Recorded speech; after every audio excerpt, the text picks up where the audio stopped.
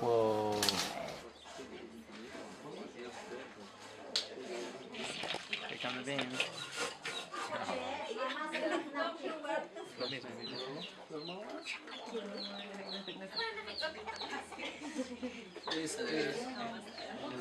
Para tomar así.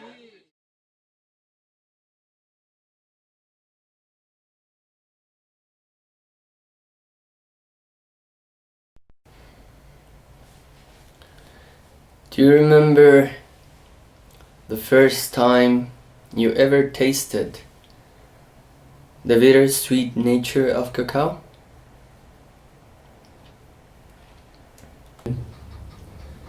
Good night, muy buenas noches. Greetings from Bogota, Colombia.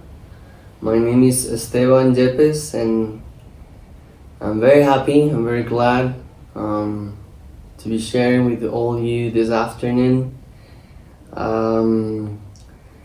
Giving thanks to all the collective of the Mushroom Art City Festival who has kindly invited me to share this talk.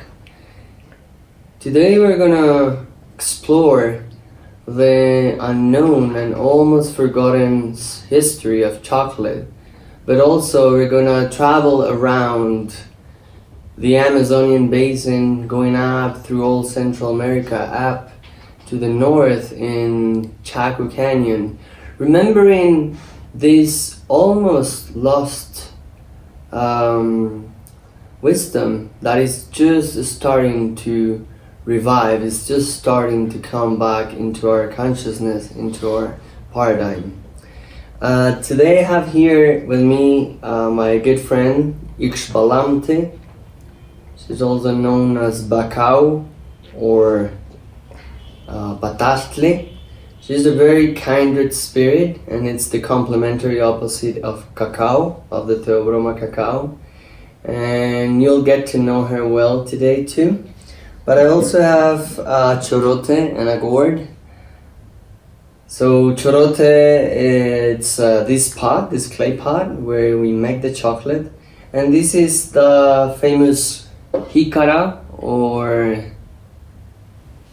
cuyabro, or also known as totuma. And here is our good friend the molinillo, a giant version of it.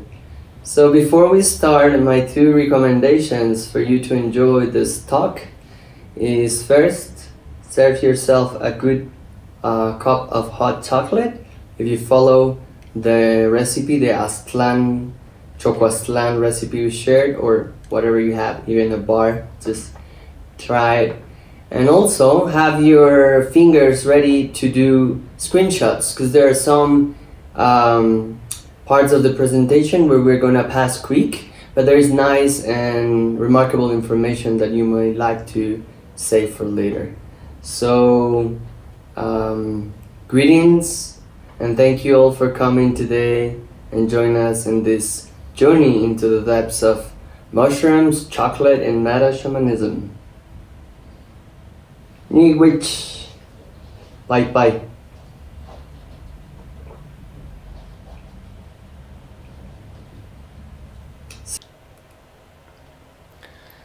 Meta-shamanic disclaimer.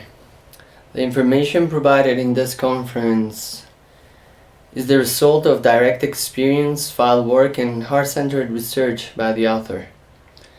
The chocolatero, psychonaut, or human being will act on their own account and own responsibility when using this information in their respective gourds, guts, mind, hearts, and communities. This information is not intended to be a substitute for advice provided by your physician, curandero, herbalist, or other healthcare professional. The content in this conference is for informational and educational purpose only. It's not intended to offer any type of medical advice. Dedicated to all the victorious ones who came before us. Dedicated to the sacred cacao lineage holders, the plant medicine stewards, the caretakers of the genuine ancestral ceremonial know-hows.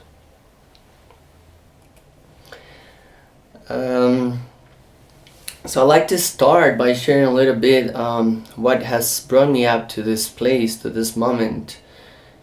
In the last 8 years, I've been traveling all around America. After leaving university and abandoning my dream of becoming a chef, I traveled from the deepest corners of the Amazon with the Sequoia community in Sucumbíos up to the north, sharing with the Chinanteco community of San Felipe de León, the Bribri in Costa Rica, the Nove in Panama, also with new stewards like Don Fernando Rodriguez, Keith Wilson, and Abigail Mendoza in Oaxaca. This is the place from where I'm speaking tonight, this afternoon. So what is cacao actually? What is chocolate? Is it a food?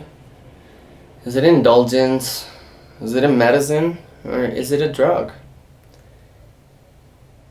I just like to leave that question open through all this talk. And also, why did cacao survive the colonial eradication and the religious prohibition in ancient times? Now these are the theobroma. Theo, God, Broma, food, food of the gods. And they're quite a good amount. There are more than the ones here, but these are the most known ones. Especially Theobroma cacao and Theobroma bicolor. And all of them are part of the ethnopharmacology of the Americas. Actually, they have been forgotten by a lot of researchers. And this afternoon, we're going to explore not just cacao, but a lot of them. Theobroma cacao is the only of all the theobromas where we can actually make chocolate. This plant has become a commodity and has become an indulgence. But behind how we treat her, she always has sustained her true nature. And this is where we're going to tap into right now. This is a presentation by Professor James Richardson, called The Age of Chocolate. He was part of the Royal Botanical Garden of Edinburgh and right now works at University of Rosario in Bogota. This is Glossostenum brungeri. It's the oldest cacao relative, and this plant has about 10 million years. That's the relatives of cacao, how far they come. We also have Erranias, we also have Guazuma, and we also have Glossontenum. All of these plants are related to cacao and chocolate, and they're quite old. This is all the places where we can find species of theobromas, up from the very north of Mexico and really down to Brazil. This is where the theobromas are right now distributed all along. And this, I really want to go into this specific screenshot. So these are the different types of cacao. This was made by Juan Carlos Montamayor. It's a genetic research. And what we used to think about chocolate, they used to tell us that cacao was only criollo, trinitario, and forastero. But he found that there were other types like the amelonado, the contamana, the curacay, the iquitos. So we're just really starting to understand this magical, precious, and mysterious plant. Now, Alexander von Humboldt said that there were no clues of chocolate in the South, nothing in South America. He just said that people used to suck the pulp, but that was it. There was not such a thing as chocolate in the Southern Hemisphere. But he was quite a little bit wrong. These are research from Kirin Olvera, Steve Virgin, Yukata Yoshi, and Nizao Gata. And what we can see here is that in Peru there have been discovered a lot of archaeological findings that shows that the ancestors and the people of the South they really knew about cacao, and they really revered it as a sacred plant. They also share a big symbol, an archetype, that is the guardian of cacao, that is the monkey. And especially there is a recent archaeological finding that it was done in Palana, Santa Ana, La Florida in Ecuador, but also in Peru. And they found these cacao ceramic pot, but also these two vessels that we see here. So the left one contained rest of corn, and the right one had theobromine inside. But how did they put theobromine if it was not liquid through this small, mouth? It needed to be liquid. And this we're talking about 5,300 years before the present time. So, like it or not, believe it or not, there was chocolate in South America a long time ago. Maybe we didn't call it chocolate. The ethnomedicinal uses of the Theobroma family, I missed an H up there, are quite a lot. This is a picture of Witoto indigenous. This was took by Richard Ivan Schultes, and inside that cacao pod, that Theobroma bicolor pod, there was the liquid of a trementin, a black turpentine called ambil, that is a black tobacco paste that is the base of the South American Amazonian of a lot of tribes ethnopharmacology. This is the blood of the mother, or the blood of the sacred feminine. Now, between the Theobroma and the Rania, we have a lot of ethnopharmacological uses. We have rapé, or herrins.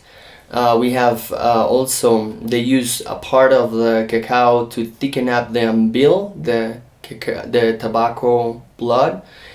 They also used it as containers, resins, even as incense, decoctions, and gypta to activate the coca leaf. This is the powder of Nunu. It's a Matzes ceremonial snuff used by the Matzes tribe in Peru. And this is Peter Gorman being blown by Pablo, his friend, a good amount of it. They're the stewards of Cacao. So if somebody offers you Cacao and they don't have Nunu, I guess they didn't got the entire picture of it. Now, this is the city of the lost monkey god in Honduras, in Mosquitia, is right now being guarded by the military because it's a very sacred and remote place that was found by Douglas Preston, I guess.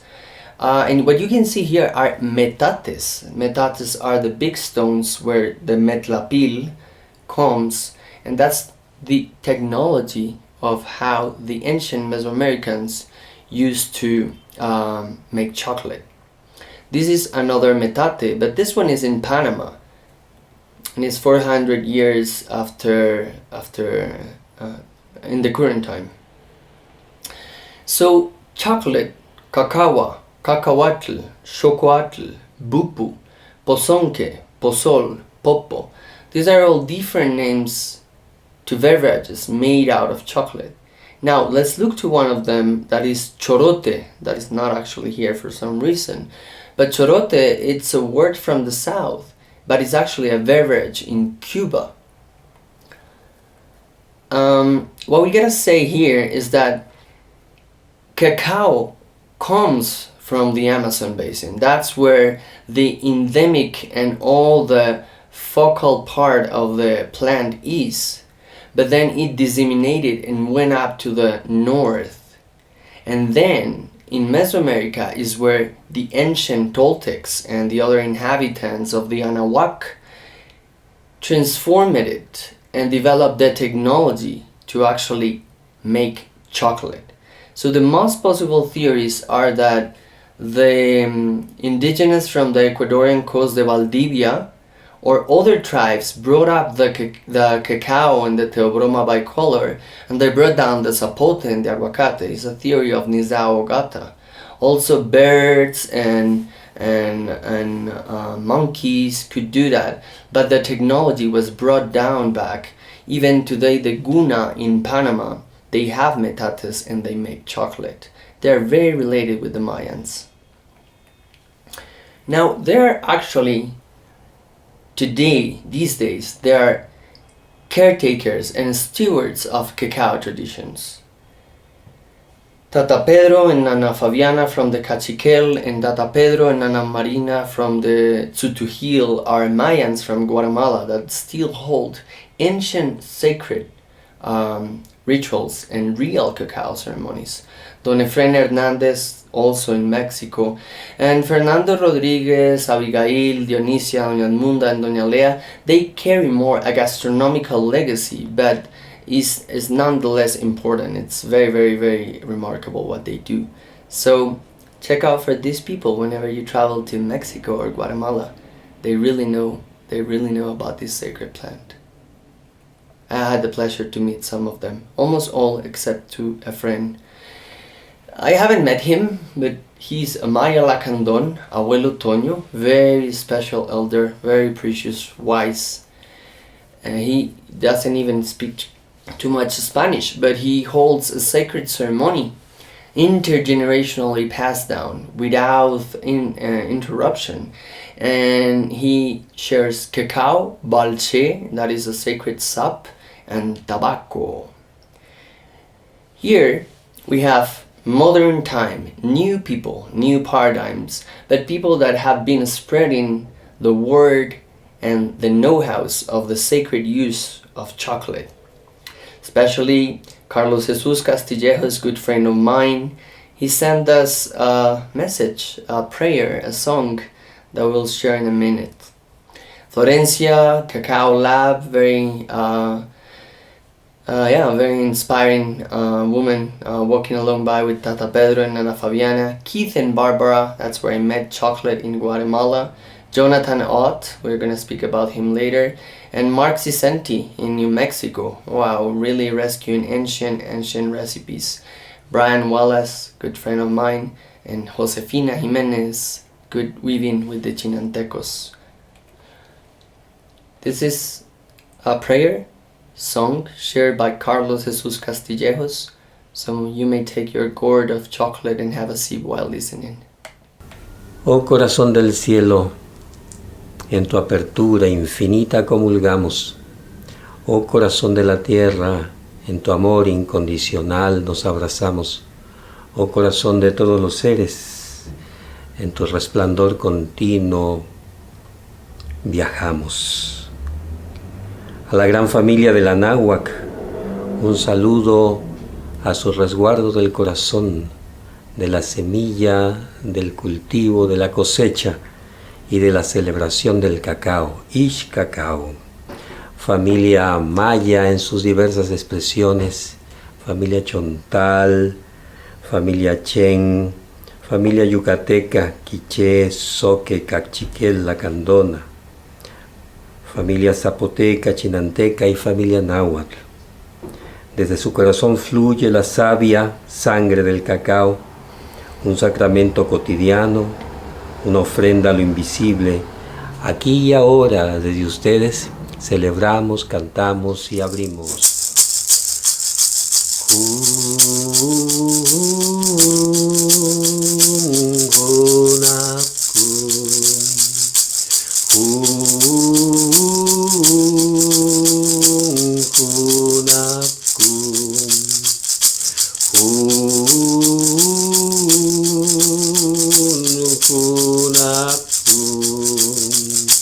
Nochojbil mechembil suhui, Nochojbil mechembil suhui, Nochojbil suhui, Nochojbil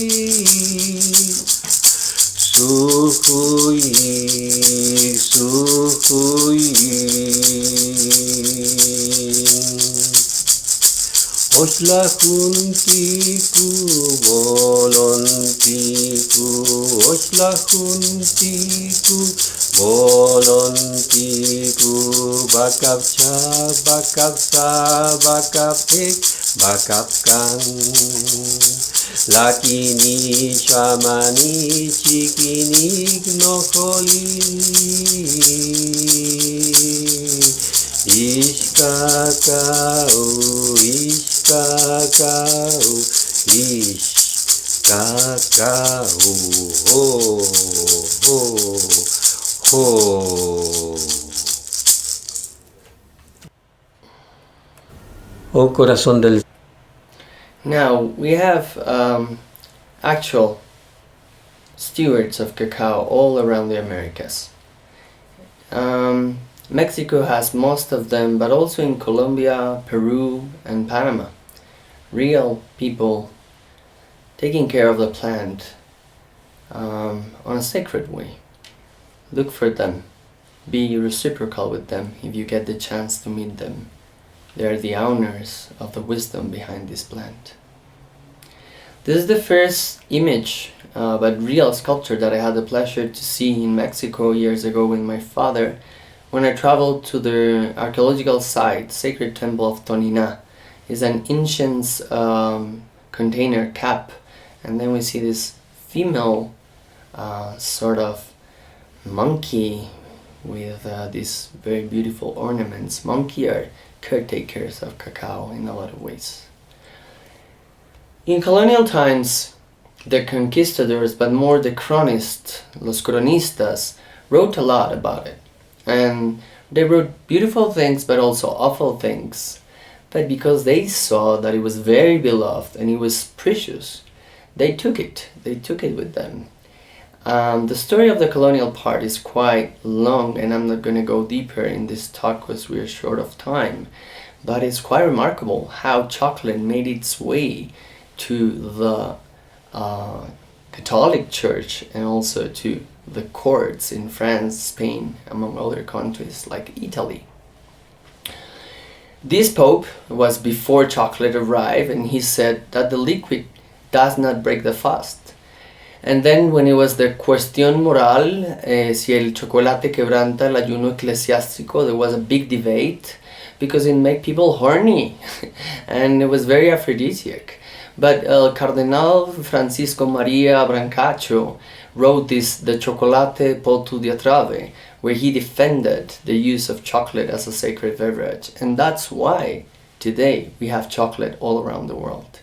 Then all of this happened, and we are not going to go deeper there. But yeah, that's why we got chocolate. Now, in ancient Mesoamerica, they used to put a lot of different herbal additives, a lot of flowers, a lot of beautiful, beautiful compounds on chocolate. Chocolate was not taken that sweet as we take it today. And it was reverence. It was more used in ways like baptizes and marriages and special occasions. So depending on the occasion, depending on the purpose and the motivation, they would add or take out specific types of additives. I love this phrase from Terence McKenna. I'm not very in tune with the world psychedelic, but you know, it's true. We are talking right now about these substances like they were talking about evolution in 1855. So we're just starting to get to know all of this. Now, we're coming to the heart of this talk, why you all are here, and actually why this festival is made, because of the magic of mushrooms and the mycelium web of life. So this is one of the few books that I can really recommend around real, truthful story behind chocolate.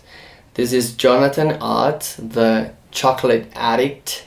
It's a very iconoclast and transgressive book, but if you have the chance to get one or find it, give it a check, because we're going to talk a lot about this book in the next parts of the presentation. So in 1940, in La Historia General de las Cosas de la Nueva España, there was a text wrote by Bernardino de Sahagún. He wrote the next: "The first thing which they ate at the gathering was small black mushrooms which they call nanacatl. These are intoxicants and cause visions to be seen and even provoke sensuousness. They ate these mushrooms before dawn, and they also drank chocolate before the daylight. They ate these little mushrooms with honey, and then they began to be excited by them. They began to dance, some singing, others weeping, for they were already intoxicated by mushrooms. One of the first chronicles that speak us about this sacred marriage. He's Ahuitzol, the last emperor of the Aztec. And in 1486, in present time, he was crowned as the last emperor. And apparently when he was crowned, there was a huge party, there was a huge rave. And in that rave they ate mushrooms. Fray Diego Duran wrote this. In this whole story, I have note. One thing, mention is never made that anyone drink wine and any kind to get drunk, but only woodland mushrooms, which they ate, on which what they say history, they were happy and rejoiced with went somewhat in their heads. No wine was mention is made. Mention is only made on the abundance of chocolate that was being drunk in these solemnities. Because of these two chronics, we can say that in ancient times, mushrooms and cacao were drank together. Mushrooms have psilocybin, as we all know, psilocybin mushrooms, right? And psilocybin is a vasoconstrictive substance. Cacao has theobromine among a lot of other substances. That is a vasodilator. And chili or ají is an anticoagulant, so it allows the blood to flow more fluently.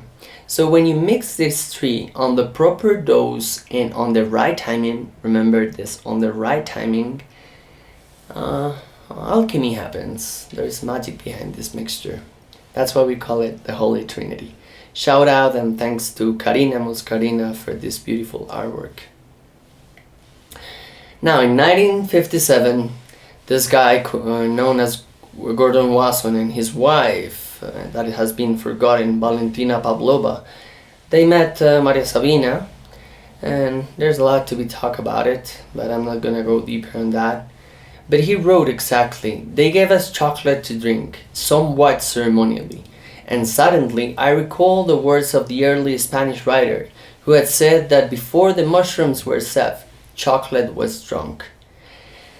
You can read the next part in your home, but what I want to coin here, what I want to talk about in this part is that in this sacred mixture, it's very important to first take the chili and the cacao 30 minutes, 40 minutes before you take the mushrooms, because first you gotta open your arteries and the blood needs to be flowing, so that way the mushrooms can go wherever they need to go in your body, spirit, or if you believe it, in your soul.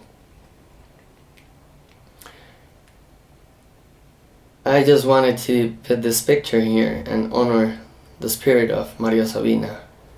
We all know that her family and her town and her legacy needs a lot of remembrance right now. So if you get to go to La Sierra Mazoteca at some time, please be reciprocal with these families. Now, Jonathan Ott on the Pharmacotheon shares a big statement. You can take a picture of this if you want. I'm not going to read it entirely. But his proposal is quite transgressive for our times. Because in all what he's explaining here, he's sharing that what ayahuasca was actually for the Amazon, the analog was the cacao for Mesoamerica. So one way or another one, he's kind of proposing the concept of cacaohuasca. Don't take it literally, please, and do not mix cacao with ayahuasca. We don't really know how this worked. But this is actually what Jonathan Ott is suggesting in his transgressive book, The Cacahuatl Eater and Pharmacotheon. There were a lot of other intoxicants or hallucinogenic or psychotropic, entheogenic, but I like to call them psychotropic plants. They were used with the chocolate. Especially, I really like this one called Solandra guerrerensis. I used to grow on a farm that had them. They have beautiful aroma. And I have taken them on low doses, they really help to open vivid dreams. Ololiuki was another plant, the semillas de la Virgen, and another datura plants were added to chocolate in ancient times. This is a mural in Cacaxtla where we can see, I want to share this because this is Exua, the caretaker of the underworld. And here's the cacao tree with a quetzal, the corn. And here we have our good friend, the frog. And Bufo alvarius, there is a lot ongoing with this medicine right now, 5-MeO-DMT. So what this mural kind of suggests, one way or another one, it's a Bufo latte. But don't take it literally or theoretically. Actually, let's please respect this medicine. The frog is in danger. So, yeah, there are other ways to, to go beyond your ego. Cuarepa is one of his ancestral names. This is one of the ways, there was this researcher, was called, I forgot about him right now. But there was this researcher that was actually passed away on the COVID time. And he was proposing, or he was doing ceremonies in a very high dose, heroic dose, beyond Terence McKenna. Terence McKenna dose was 5 dry grams. And this guy, that I cannot find his name right now, I'm sorry, used to do ceremonies with about 21 dry grams. Yeah, but on the answering questions, I can share you the name of this guy. So here's a very important part of the talk, because everybody thinks that cacao is energetic, it's invigorating because of the caffeine and the theobromine, but it has more than 400 compounds that if you really know how to transform the bean, you can get all of them. So a big part of drinking a good ceremonial chocolate depends on how you transform the seed. Some of the ones that I wanted to research and check for your own selves are the colored ones, especially anandamide, Ananda. Ananda was a cousin of Buddha. Ananda is bliss. And then phenylethylamine, very nice ones. Theophylline too, and all of these other guys. So now, this is what I propose, this is my hypothesis, and is that cacao itself, chocolate, is a pharmacognostic cornucopia. It could be seen as a psychotropic catalyzer agent. Also, if you believe in God, is an entheogenic allelopathy agent. And if you're non-taste, Elias Capriles has proposed this term called diastellopsychotropic. And I do sense that all of these terms added with the words catalyzer, allelopathy, or synergy give us a wider understanding of the true nature of cacao. We're going to talk this a little bit more. So the psychotropic potential of cacao is quite amazing. I am running out of time, but I want to read this. Cacao works to potentiate the 3 primary psychoactive pathways, tryptophan and tryptamine, phenylalanine and phenylethylamine, cannabinoid and anandamide. Actually, cacao has cannabinoids. Cacao works along with other pathways as well. Evidence suggests that lactam compounds are also active in cacao. Additionally, cacao has been proven to contain MAO inhibitors known as tetrahedra beta-carbolines. This is from David Wolf's Naked Chocolate. I don't share fully all what he says there, but he's a good friend of mine. I met him in Spain, so I honor certain parts of what he proposes. You can get along with people even if you are not fully resonating with their ideas. The most important is to commune with what binds us and what brings us close, not what separates us. So this is the research. You can search it. Tomás Herreins from the Instituto de Fermentación Industrial in Spain. The cacao pharmacognostic nature. It's not a panacea. It's not gonna cure all the bad things that you need to solve by your own. But I gotta say that cacao has been forgotten in a lot of pharmacological research. It is an adaptogen, is a nootropic, essentially is a nootropic. That's the difference with ayahuasca. That ayahuasca has certain psychotropic properties. Cacao does not. Nootropic meaning that it enhances cognition, thought, memory. I propose this term of cardioplasticity. It really makes the heart pump and move along the way. Is a medicine carrier, is that herbal trophologic binder, trophology, the right or the correct mix of food but also medicine. It's an all-purpose tonic elixir, but it's also a biophilic catalyzer. Biophilia from Richard O. Wilson, the capacity to be empathic with all sentient beings. Now, these are what I propose as potential medicinal, healing, and therapeutical uses of the Obroma cacao. It's a genuine treatment for major depressive disorder. I healed myself of a very deep depression by drinking dark, thick, and spicy gourds of chocolate in the morning, fasting for 21 days. It really helped me, but it's your own journey. My recipe is not going to be the same to yours. Helps a lot with grieving and integration and mourning. Mourning really helped me when my mom passed away in a lot of ways. I guess that I have done it. After psychedelic assisted psychotherapies is a good supportive agent. It helps you to integrate the entire experience because of its cardioplasticity effect. Is an stimulator of creative expression, art, music, dance, movement, writing. Is a catalyzer of heartfelt motivation. So whatever genuine practice, spiritual practice you do, cacao helps to go deeper into the essence, especially non-dualistic, heart-centered, and perennial wisdom practices. It's a vehicle of empathy and sociability. A lot of people will say no to a lot of other psychotropic plants, but I haven't met yet the first person that would not receive a good chocolate cup. It really helps to open the heart of your related ones. Now, this is me in the last 9 years trying to put together this research. So shout out and blessing to the Mayans who had writing rabbits putting all of this together so we can share it these days. The guidelines to find genuine ethnomedicinal grade chocolate. So first, if you want to make the chocolate, that the best thing you can do for a genuine ethnomedicinal grade chocolate is to make it your own.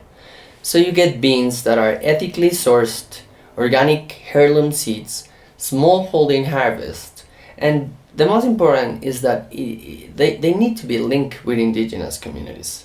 Low footprint, and as this entire festival is based, it's about reciprocal restoration. Now, if you're buying the cacao liquor or the chocolate, the paste, the best thing you can get is if you go to Mexico, Guatemala, Belize, Honduras, or Nicaragua, get metate stone ground chocolate. If not, go for local chocolate makers that make it with a melanger, small batch, and be sure that it's lightly roasted. If it is very roasted, you lost all of the good stuff inside it. I do not recommend to eat raw chocolate, but maybe you can try it. 100% Vin and no bullshit.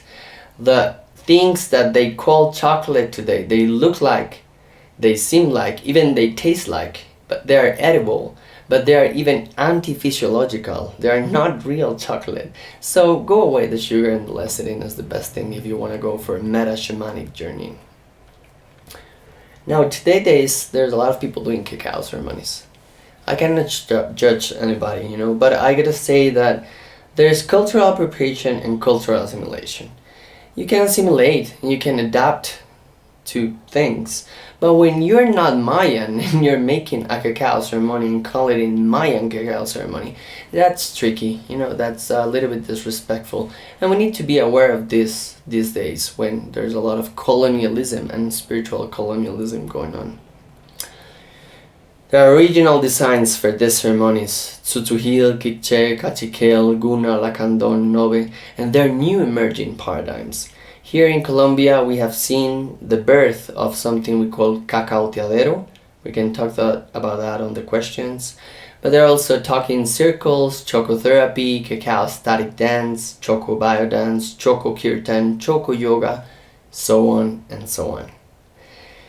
The harm reduction advices, I'll ask you to take a snapshot of this. The things that I want to say here is, this is an intimate medicine for you alone, your friends, your partners, and your family. Do not share chocolate until you really get to know it. Also, start with low doses, 26 grams, and then scale up little by little. It can be a daily medicine. Cacao tolerance is the best, I can say. And journal your experience. Always keep hydrated. Cacao can really make you dehydrate. Hold space for you and others. So what the fuck is meta-shamanism? So Elias Capriles, the guy here, good friend of mine, teacher of Dzogchen, teacher of Dzogchen. He is part of the international Dzogchen community, where all the legacy of Chogyal Namkhai Norvu came. And he just recently wrote this book, Shamanismo and Dzogchen. I don't have too much time to go deeper in here, but he's not actually very in tune with the works in theogen or psychedelic. He is proposing other concepts like the chemical racers of the energetic and volume, for which one depends the scope of awareness, because they having a strong consciousness expanding properties and non-dissociative can take us to very, very beyond the understanding of what we have understand today about shamanism. Shamanism and neo-shamanism a lot of times tends to be very dualistic and very, in a lot of ways it's about gaining personal gain, like releasing this illness or, getting this knowledge or sort of like, it's quite confusing because it's there's a lot of wannabe and a lot of pretending, but there's a lackness of understanding of the nature of the mind. So when we talk about meta-shamanic paradigm, we're talking about a paradigm of non-dualism, spontaneously self-liberating, compassion, mercy, radical inclusiveness, all-encompassing, all-pervading, self-arising knowledge. And it's definitely free from clarifying and beyond fear and hope. It's for the higher benefit of everybody, or is not. So we'll leave this here. I guess this is gonna come a lot in the questions and answers, but check for this book. I'm sorry it's not yet translated. This is another one that you can find, and it's called the Beyond Mind Papers with Elias Capriles. Yeah, true sanity. There's actually true sanity behind all of these teachings. The two words that I really love he proposed is diastelo psychotropic. Diastelo from diastole, meaning expanding, relaxing, right? The card is diastole and systole. So diastole is to really open up the perception, like when you open the lens of a camera. And epoch psychotropic. Epoch or epoch in the Greek times, it's they used to refer to it as dropping out judgment. So these substances, if you use them with the correct practices, can help you to expand the range of consciousness, but also will help you to cut through judgment. This is my proposal about meta-shamanism. Meta-shamanism is really about radical inclusion, integrative syncretism, and all-encompassing ecumenism. I sense behind meta-shamanic practices there comes the liberation of theology and Buddhahood. It's also the reconciliation of theism and non-theism, For some of us, they're entities, but for other ones are intensities. And there is nothing good or wrong in that. It's just the way you perceive, the perspective and the perception behind it. Now, there is another person speaking on the festival, Lexi Grouper, and she's in the Amazon. And I know she's going to talk a lot about reciprocal restoration. Cacao, it's a catalyzer of reciprocal restoration. Agroforestry, productive diversification, and ecosystemic system services are key to understand the magic of chocolate. Now, please love everyone and tell the truth. Wow. Oh my God. A lot of amazing information there. Thank So you much. so Thank you, much, Montoya. Esteban. Thank you. So glad that you could join us from Colombia today. And that's what's really cool about bringing the festival online this year. We're able to plug in so many more people from different places than we've ever been able to do before in the past. So this is really fun. And I'm glad that you could join us today. Yeah, thank you so much. Yeah, thank you very much. We're getting a lot of really great feedback on the chat. And please, anyone, if you have questions, this is where to post those, then we'll ask Esteban on your behalf. One of the biggest comments and questions that we've had on the chat stream were questions and comments about vivid dreams, cacao, which cacao strains for vivid dreams, maybe a little bit more information about that. Yeah, for sure. It's a great question. Actually, and the word psychedelic, the regular dreaming state is psychedelic. You don't need to take anything. It's just the mind manifesting, right? But definitely there are plants that enhance this oniric reality. So vivid dreams can be enhanced with several different plants. The Mexicans used to work with flowers, a lot of flowers. The one that I mentioned there that I have tried in very low doses is Solandra guerrerensis. It's a sort of vine, very beautiful one. But I have heard also people using a Calea zacatequis. Also, believe it or not, Damiana could work. And even mugwort, certain types of mugwort are dreamly enhancing. There is a book called, I'll type it on the chat later, but there's a book by Jonathan Ott around these type of oniric enhancing plants. Cool. So yeah, I remember seeing that slide when you're talking about Jonathan Ott and you show those 6 people from around the world. I've actually met Keith and Barbara. I've sat in a cacao ceremony on Keith's porch at the lake in Guatemala. Oh, and I have some chocolate from the source. Awesome. So I learned a lot about chocolate. So you said bean to bar. So they advertise their chocolate 21 days tree to bar. So yeah, same thing. But yeah, I've learned a lot about cacao and how the chocolate we're having here in the United States is utter crap. It's not actually made with cacao at all. No, that's something that we have been tricked. There is a lot of things that look like chocolate, taste like chocolate. They even feel sometimes like chocolate. But once you taste the real thing, you really start making a difference. What is cacao base, stone ground, bean to gourd, tree to bar, and these other things that are actually not chocolate. And used with a lot of palm oil, which is driving the deforestation. Like, oil should not be in your chocolate. Like, why is that in there? Non-lecithin, non-sugar, non-palm oil. Even what they do is they separate the grease from the powder. So they take out the grease and then they put the cocoa powder. And it just takes those 400 compounds we show in the presentation. They're just all gone. They're all gone. Because they're not even getting the cacao source. Yeah. No. Related to this discussion, there's another question that was just posted.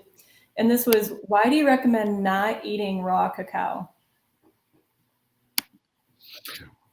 That's a good question. I respect the people who do it, you know, and I have shared times with people that is very in that sort of practice. The reason is because cacao is very high on antioxidants, so it's very high in ORAC. There's a lot of polyphenols and phenethylamines and very special compounds. So I have learned from traditional chocolate makers in Guatemala, in Mexico, in the Chinanteco jungle, and I have never seen them eating raw. They always lightly roasted. In my case, I started drinking raw cacao. I started having cacao as a superfood in my smoothies. Right. But it just changed the feeling when I started lightly roasting it. I guess it can has a lot of tannins and a lot of bitter compounds that if you eat a little bit, it's okay. But if you overdose on raw cacao, it can be very unhealthy, actually. Okay, good education. Good to know. Thanks for that. Yeah, Yeah. absolutely. What else? Can we buy raw and lightly roast it ourselves? Question. Can you buy? Raw cacao and lightly roast it yourself? Yeah, that's the best thing. That's the best thing you can do. So if you really want to make a real cacao ceremonial grade chocolate, you should make it yourself. That's the best question that has come, because you know there is magic, there is alchemy behind roasting the seeds, peeling each one of them. When we do it here, it's like peeling our hearts. You know, like what are those things that we want to get rid of? What are those things that we want to just burn into the fire, that we want to let go? And then you peel them, and then you see the beans, and you can smell them, try them, you can taste them, and then slowly grind them. You can even grind them in this Viramix or like high-speed blenders. But better if you have a molino, very cheap ones like the ones they use in Mexico, or if you get the chance to get a metate, you can also make a good chocolate in your home. And that goes way back, like thousands, prehistoric, like, or not prehistoric, sorry, that's the wrong term, but like a long time ago, they were using those stone ground. The dinosaurs used to drink chocolate. Yeah. Words. Yeah. So we had kind of a question from earlier, just a topic that had come up. And if you're going to start ingesting cacao, and if you're going to incorporate a cacao practice into your daily life, as we're kind of aware now that there's an issue that supply is outstripping demand for cacao now around the world, and that this can cause problems with deforestation, other ecological problems. How do we increase our consumption and do that ethically in a way that's environmentally friendly? Good question. Good question. Very good one. Yeah. The first thing is stop buying industrialized, processed, looking like chocolates. What's happening right now is that cacao is being produced in two ways, chocolate. One way is monocrop in a highly industrialized way that is not actually taking care of the land, of the people, of the jungle. But the ancient Montoya, the ancient Olmecs, used to work with cacao. They domesticated the plant all in Belize and Mexico and Guatemala. And they used to live in living agroforestry reality. You know, they would plant cacao with zapote and with aguacate and with other plants. So a cacao that is coming from an indigenous community, most likely it's based on reciprocal restoration practices. So the best thing you could do is just support small family-owned heirloom seeds, ethically fair sort of chocolate, because these people is actually protecting the land and making the ripple effect. We will see a lot of chocolate shortage in the world, but the chocolate that is going to start lacking is what is not actually chocolate. So we hope that the other one starts getting more known and people starts asking for better cacao. If the consumer sets a precedent and sort of ask for real things, then the industry and the market and the people doing ethical fair trade will bring it to your door, to your community stores or markets. So let's get to organizing. Right? All right. So we have just a few more minutes to wrap up with Esteban before we have to move on to the next talk. But before we go, looks like we have one last question. Maybe. In the special chocolate preparation process, when do you recommend adding in the mushrooms? Okay, that's a good question. So based on the colonial text and based on certain direct experience that I have had in Mexico, also on the article that Gordon and Pablona Wasson wrote on the Time magazine, with all of these previous how do you say, pruebas, you can say that it's better to first drink the chocolate, a thick, not too sweet, bitter, a little bit spicy chocolate. So what the spicy does, what the chile does, is a vasodilator. It's anticoagulant. So the blood is more liquid. Then the cacao has a lot of compounds that are vasodilators. So your arteries and your veins open.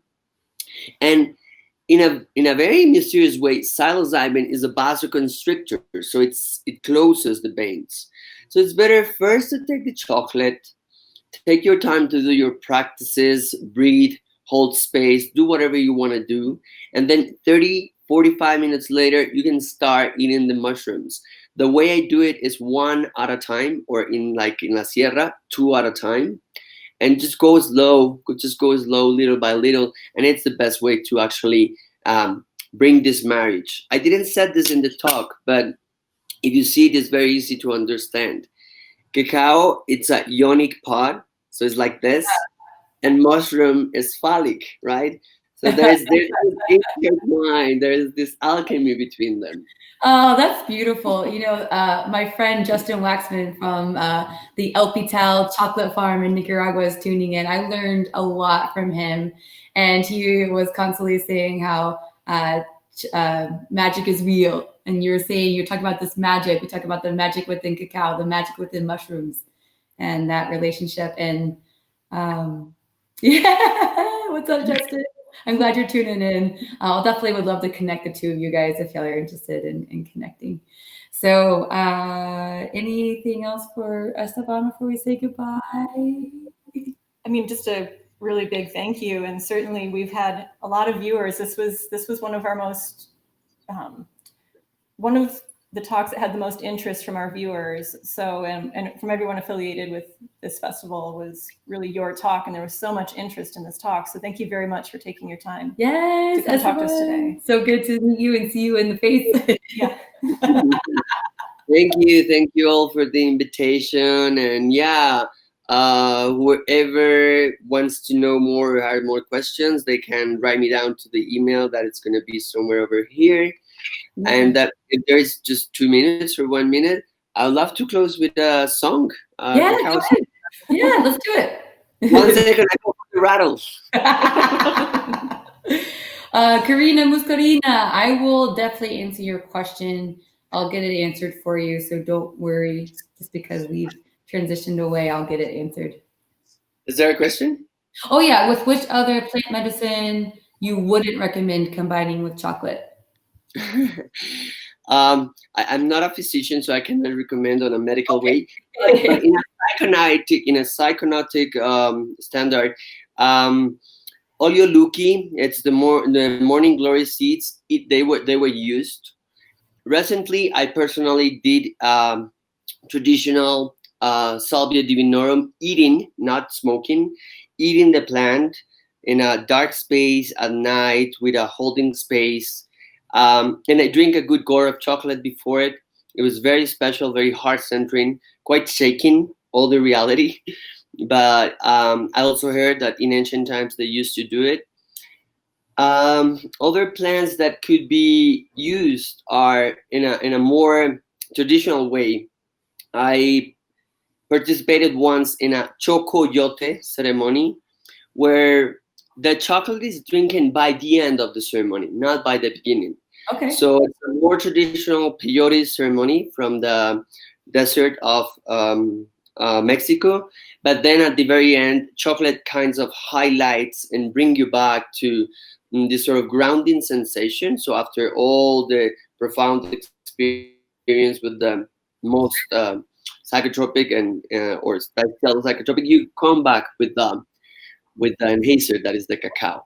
Well, I don't want to rush you off, but play your song. We gotta move. Okay, here we go.